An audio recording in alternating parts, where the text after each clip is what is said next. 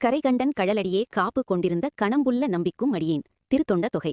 வடவெள்ளாற்றின் தென்கரையில் இருக்கு வேளூரில் செல்வமும் சிவபக்தியும் நிறைந்தவர் கணம்புள்ள நாயனார். மெய்ப்பொருள் திருவடியே என்ற உறுதியுடன் நாளும் சிவனுக்கு திருவிளக்கு ஏற்றி பாடி வழிபட்டார். நாட்கள் சென்றன. செல்வம் கரைந்தது. வறுமை வந்தது. ஆனால் அவர் பக்தி ஒருபோதும் கரையவில்லை.